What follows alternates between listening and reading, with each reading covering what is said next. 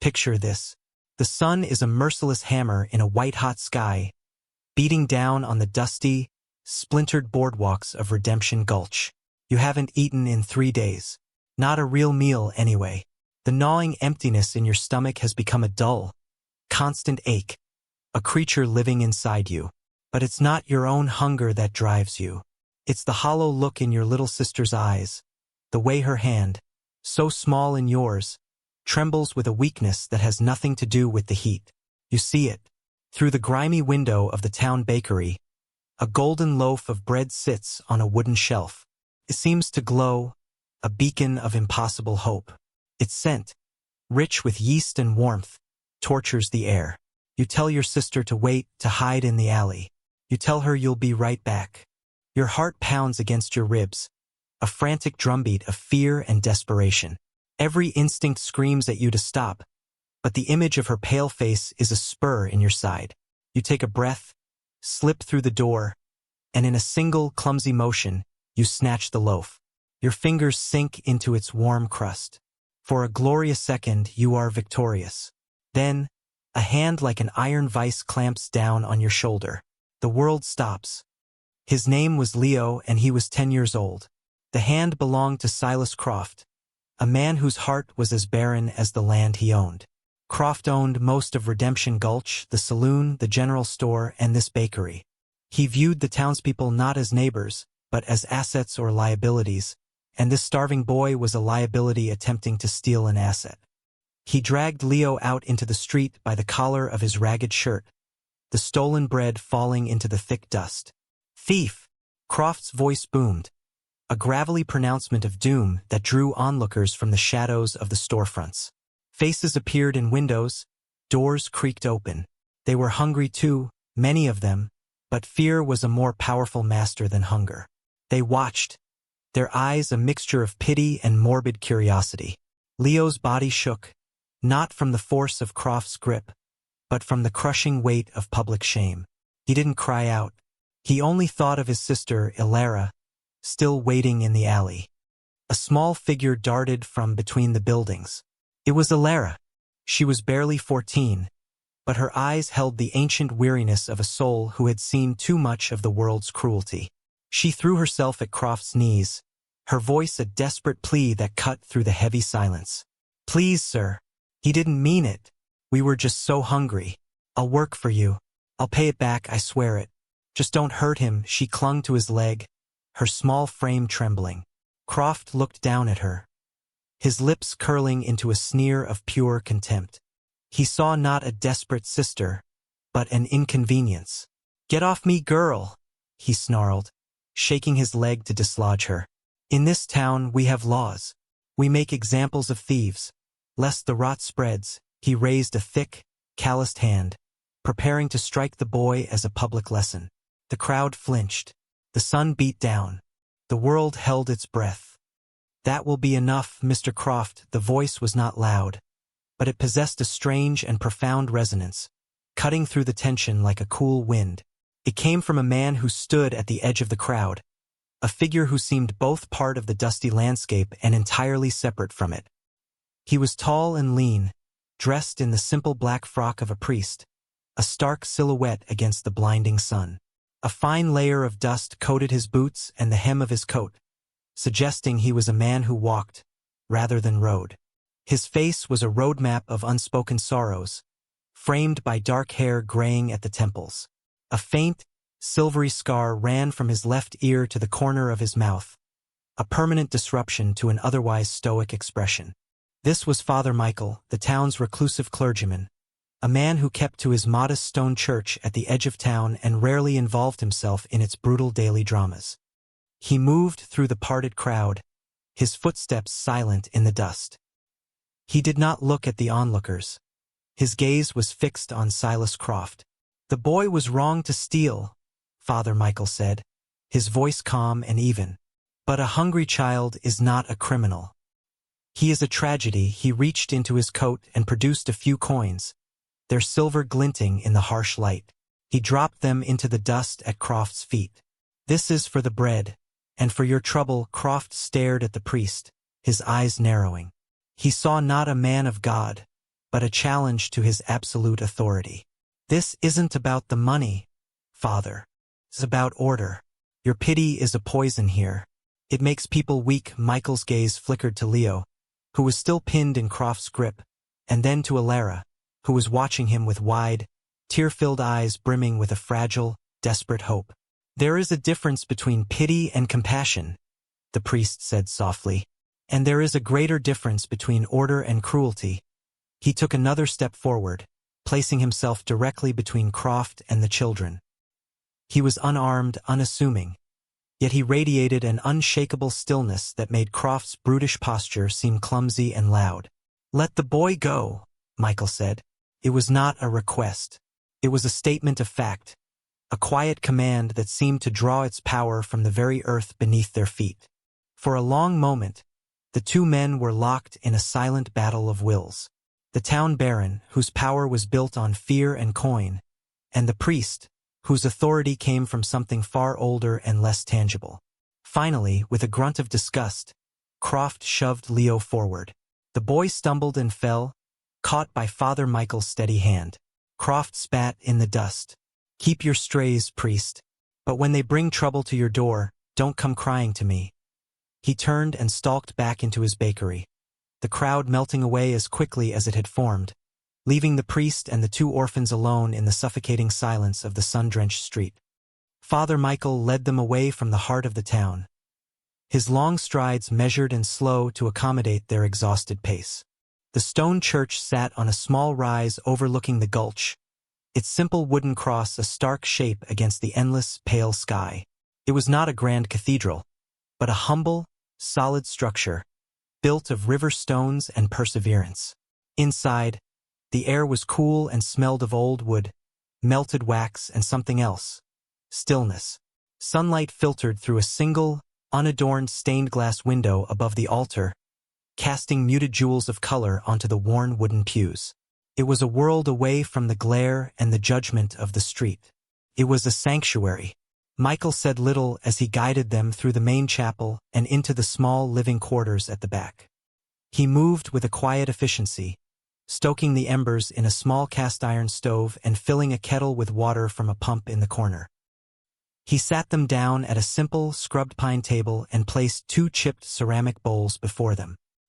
He sliced the loaf of bread, the very one Leo had tried to steal, which he had calmly retrieved from the dust, and added to it a piece of cheese and 2 apples from a small crate. To the children, it was a feast. They ate with a silent, desperate urgency, their hunger so profound it eclipsed all other thought. Father Michael did not watch them. He sat across the table, nursing a cup of black coffee, his eyes focused on some distant point beyond the walls of the room, as if listening for a sound only he could hear. When they were finished, the silence returned, no longer heavy with tension, but filled with the gentle sounds of a safe harbor. The ticking of a simple mantel clock, the sigh of the wind around the stone walls. Alara was the first to speak, her voice soft but clear. "Thank you, Father. We have nothing to pay you with." Michael finally brought his gaze to meet hers. There was a deep sadness in his eyes, a shadow that the light in the room could not quite touch. "Your safety is payment enough," he replied, his voice a low rumble. "You can rest here. No one will harm you over the next few days." A quiet rhythm began to establish itself. Alara, unwilling to accept charity without contributing, took it upon herself to tend to the small rectory. She swept the stone floors until they shone. She mended the priest's worn cassock with neat, careful stitches, and she coaxed a few stubborn herbs to life in the parched patch of earth behind the church. She brought a gentle, determined order to the priest's solitary existence. Leo, his belly full for the first time in months, slowly began to shed the shell of a frightened animal. A timid smile would sometimes touch his lips as he helped the priest ring the morning bell or watched a lizard skitter across the sun-warmed stones of the churchyard. They learned about Father Michael not through his words, for he spoke little of himself, but through his actions. They saw the way he tended to his small congregation, a handful of weary miners' wives and old prospectors, listening to their troubles with a patient gravity. They saw the careful way he mended a bird's broken wing, his large hands surprisingly gentle. and they saw the moments when he would stand for long periods at the window, staring out at the unforgiving landscape, his expression lost in a past he never shared. In a locked wooden chest beside his bed, he kept a single, faded tintype photograph of a woman with a kind smile and a young boy who looked startlingly like Leo. Alara saw him looking at it once, his fingers tracing the edge of the metal plate, and the look of profound, bottomless grief on his face made her quickly and quietly retreat, feeling as if she had trespassed on the most sacred ground of all. For his part, Michael watched the children with a guarded tenderness. In Leo's youthful energy, he saw a ghost of the son he had lost. In Alara's fierce resilience and unwavering moral compass, he saw a strength that both humbled and terrified him. She was not broken by the world's cruelty. She was tempered by it. One evening, as she sat mending a tear in Leo's shirt by candlelight, she looked up at him. "Why did you help us, Father?" No one else would have. Michael looked away from the book he was reading, the flickering light carving deep shadows into his face. He considered the question for a long moment. "Because I know what it is to fail the people you are meant to protect," he said, the words heavy with unspoken history. "And I made a promise to God, and to myself, that I would not fail again." The confession hung in the air between them, an offering of trust. It was the first crack in the wall of his stoicism, a glimpse into the wounded heart of the man beneath the black cloth. In that quiet room, surrounded by the vast, dark emptiness of the frontier, a fragile and unspoken bond was forming. A boy who had lost his parents, a girl who had lost her childhood, and a priest who had lost his family. They were three broken pieces, slowly, cautiously, beginning to fit together, forming the tentative shape of a new whole. They were becoming a family. The quiet peace of their new life was a fragile bloom in a harsh desert, and Silas Croft was a man who took pleasure in crushing beautiful things. He had not forgotten his public challenge by the priest. In Croft's world, power was a zero-sum game, and Michael's act of compassion was an act of defiance that had cost him a measure of the town's fear, his most valuable currency. He began to make inquiries, sending letters to contacts in larger cities, whispering questions to traveling merchants. A priest as quiet and capable as Michael, a man with a warrior's eyes and a scar on his face, did not simply appear in a place like Redemption Gulch by accident. He had a past, and Croft was determined to unearth it and use it as a weapon. The answer arrived a month later, carried by a rider caked in the dust of a long journey. It was a single, folded piece of paper that made Croft smile, a chilling, predatory expression. The paper contained a name, not Father Michael, but Marshal Michael Corrigan. It told a story of a legendary U.S. Marshal from the Eastern Territories, a man known for his unerring aim and his relentless pursuit of justice. And it told of the tragedy that had broken him. A bank robbery, a violent shootout, and a stray bullet from his own gun that had struck down his wife and son, caught in the crossfire. Consumed by a grief that swallowed him whole, Marshal Corrigan had vanished, leaving behind his badge, his gun, and his name, seeking an anonymous penance in the forgotten corners of the country. Croft now held the priest's soul in his hand. He didn't wait. He strode down the main street, the letter held aloft like a declaration of war, and nailed it to the public notice board outside the sheriff's office for all to see. He then gathered a half-dozen of his hired men, rough-looking drifters who worked for coin and cared little for morality, and began to preach his venomous sermon to the town. "This man," he bellowed, pointing a thick finger toward the church on the hill, "is a fraud. He is no holy man. He is a killer, a disgraced lawman hiding from his own guilt. He abandoned his post, abandoned his duty, and now he harbors thieves in a house of God. Are these the hands you want raising these orphans? The hands of a man whose own family died by his carelessness." Fear was a weed that grew quickly in the soil of ignorance. Whispers turned to angry murmurs. The townspeople, already living on a knife's edge, were easily swayed. The priest's quiet kindness was recast as deceit. His reclusiveness became sinister. His past was not a tragedy, but a crime. As dusk began to settle, painting the sky in bruised shades of purple and orange, a storm was gathering on the horizon. Dark, Heavy clouds rolled in, and the wind began to whip through the gulch, carrying with it the scent of rain and violence. It was the perfect backdrop for Croft's final act. Carrying torches that spat and hissed in the rising wind, he led his men and a small mob of angry, frightened townspeople up the hill toward the church. They looked like an army of fireflies marching on the gates of heaven. Inside, the first rumble of thunder shook the stone walls. Leo ran to Alara, his eyes wide with fear. Alara stood by the window, her face pale as she watched the procession of lights snaking its way toward them. She turned to Michael, who was standing perfectly still near the altar, his back to them. "Father? What's happening? What do they want?" Michael turned slowly. The stoic mask was gone. In his eyes, Alara saw the ghost of the marshal, a man acquainted with violence, a man who knew how to fight.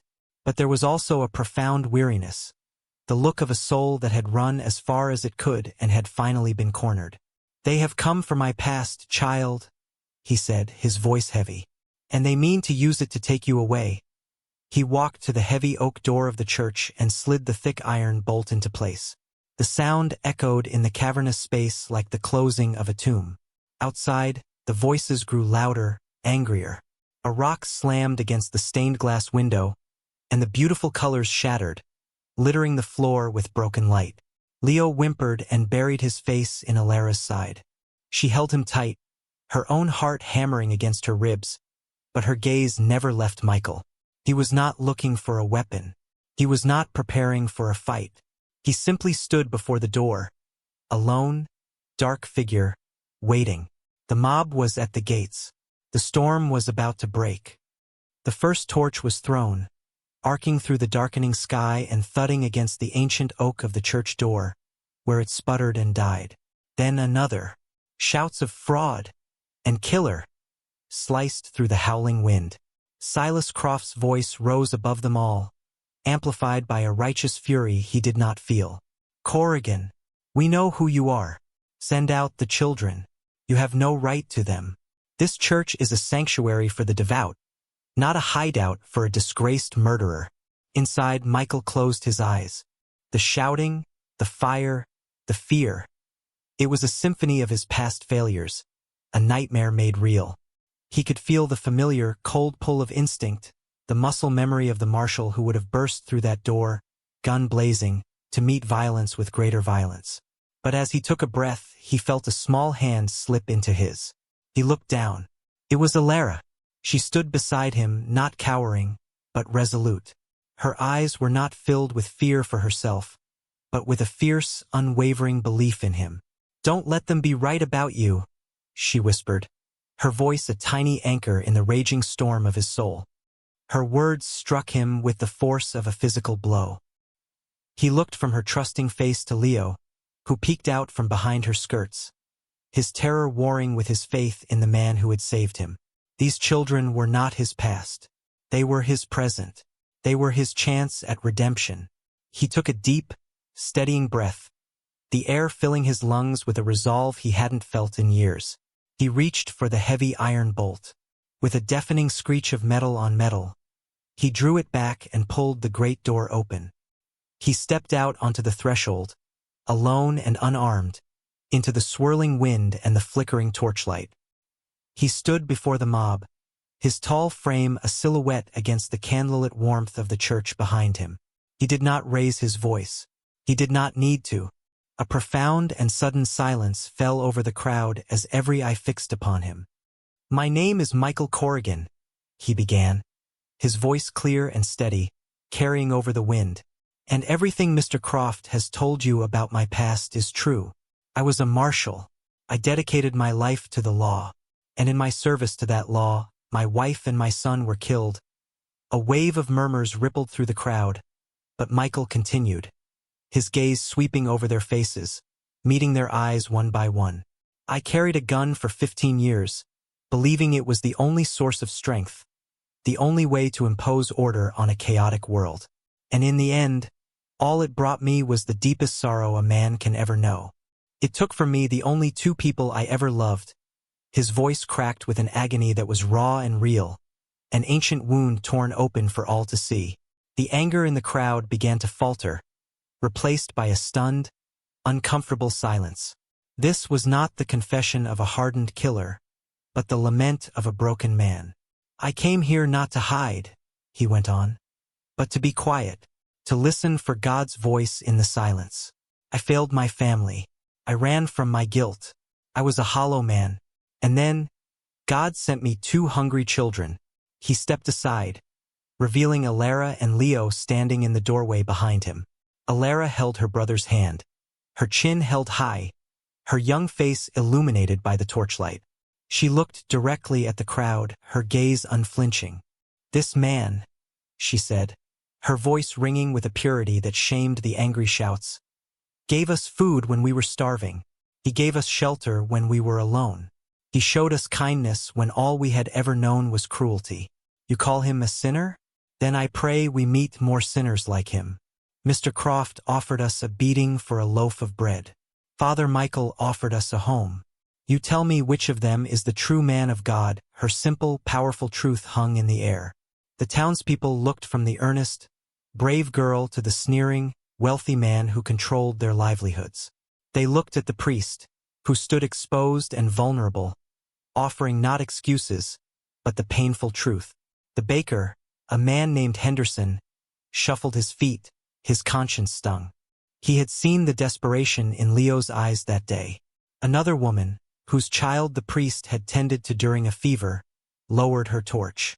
The mob's righteous anger, built on a foundation of lies and fear, began to crumble. Silas Croft saw his power evaporating. "Don't listen to them," he roared, his voice tinged with panic. "He's a charlatan. They are thieves. The law is on my side." But no one was listening to him anymore. They were looking at each other, seeing the reflection of their own fears and hardships in their neighbors' eyes. They were a community, not an army. One by one, then in groups, they began to turn away, snuffing out their torches in the dirt. They walked back down the hill in silence, leaving Croft and his handful of paid men standing alone in the darkness. Defeated, his face a mask of rage and humiliation, Croft turned and stormed away, his threats swallowed by the rising wind. The first heavy drops of rain began to fall as Michael, Alara, and Leo retreated into the warmth of the church and closed the door. The storm had finally broken, not in a fury of violence, but in a cleansing wash of truth. Outside, the rain poured down, washing the dust from the air, turning the dry earth dark and fertile. Inside, the 3 of them stood together in the quiet, candlelit space. Family, not by blood but by choice, forged in desperation, tempered by truth, and bound by a love that had found them in the wilderness.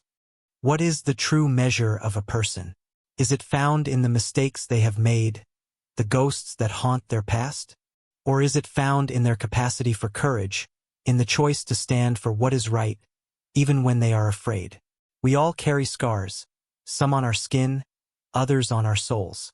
They are reminders of where we have been, but they do not have to define where we are going. The story of Father Michael, Alara, and Leo is a reminder that the most profound acts of redemption often begin with a simple act of compassion. It shows us that a home is not just a roof over your head, but the safety you find in the hearts of others, and that the strongest families are often the ones we build ourselves. What would you have done in that moment? Would you have joined the crowd? Or would you have stood for the quiet, lonely truth? Let us know what you think in the comments below. And if this story touched your heart, please be sure to like this video and subscribe to our channel for more inspirational stories that remind us of the strength of the human spirit. Thank you for watching.